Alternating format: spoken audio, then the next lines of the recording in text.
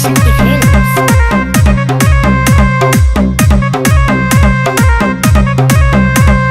जुआला पछड़ के लू काहे ऐसे भर के लू गोदिया में आवे से काहे धनी हर के लू ए हो